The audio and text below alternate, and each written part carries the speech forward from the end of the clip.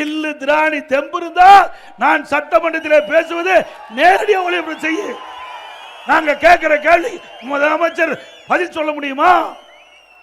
மதுரை இன்னைக்கு எதை சொன்னாலும் எதை சட்டமன்றத்தில் பேசினாலும் நேரடி ஒளிபரப்புதல் செய்யறதே இல்லை. டங்ஸ்டன் அங்க சுரங்கம், அதை பற்றி தனி தீர்மானம் வருகின்ற பொழுது அதை பற்றி பேசுகின்ற பொழுது நேரடியாக ஒளிபரப்பு பண்ணாங்க சட்டமன்றத்தில். அப்போ அதிர்ந்து போனார் முதலமைச்சர். அதிலிருந்து எதிர்கட்சி தலைவர் என்ற முறையில் நான் பேசுவது சட்டமன்றத்தில் நேரடி ஒளிபரப்பு செய்யறதே கிடையாது. பள்ளி கல்வித்துறை அமைச்சர் இன்றைக்கு பத்திரிகையில் ஒரு செய்தியை பார்த்தேன். இன்றைக்கு எதிர்கட்சி தலைவர் சட்டமன்றத்தில் பேசுவதை விட்டுவிட்டு பொது வெளியில பேசுறான்னு சொல்றாங்க. ஏன் பொது வெளியில பேசுறோம்? சட்டமன்றத்தில் பேசுவதற்கு எங்களுக்கு வாய்ப்பு கொடுக்கல. வாய்ப்பு கொடுத்தாலும் நாங்கள் பேசுவதை அனுமதிப்பதில்லை.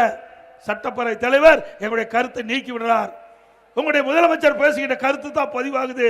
நாங்க என்ன கேள்வி கேட்கிறோம், அதுக்கு என்ன பதில் முதலமைச்சர் சொல்வார் என்று தெரியல. நாங்கள் கேள்வி கேட்பதை ஒளிபரப்பு செய்வதில்லை.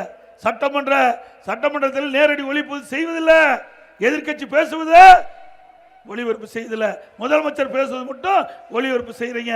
அதனால தான் பொது வெளியிலே நாங்கள் பேசுகிறோம். உங்களுடைய முதலமைச்சரை சொல்லுங்க, முதலமைச்சர் சொல்லுங்க. அனைத்து இந்திய அண்ணா திராவிட முன்னேற்ற கழக ஆட்சியுடைய சாதனை நாங்கள் சொல்றோம். திராவிட முன்னேற்ற கழக ஆட்சியில் உங்களுடைய முதலமைச்சர் சொல்லட்டும், மக்கள் தீர்ப்பு கொடுக்கட்டும்.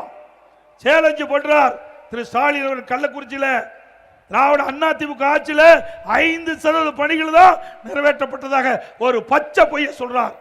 திரு ஸ்டாலின் அவர்களே, உங்களுடைய தேர்தல் அறிக்கையில் 525 அறிவிப்புகள் வெளியிட்டீங்க.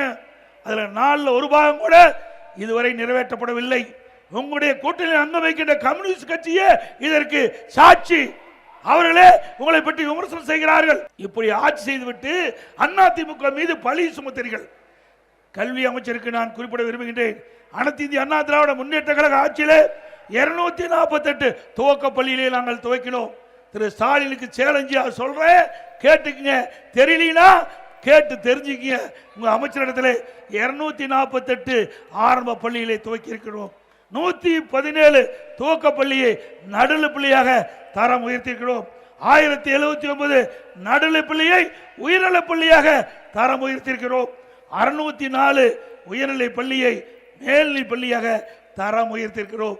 இப்படி அனைத்து இந்திய அண்ணா திராவிட முன்னேற்ற கழக ஆட்சியிலே பள்ளிகளை திறந்து அதிக பேர் கல்வி கற்கக்கூடிய சூழ்நிலையை உருவாக்கிய அரசாங்கம் அண்ணா திமுக அரசாங்கம். உங்களுடைய ஆட்சியில் எத்தனை பள்ளிகளை திறந்த, அதனால எவ்வளவு மாணவர்கள் சேர்க்கை சொல்லு பார்க்கலாம்.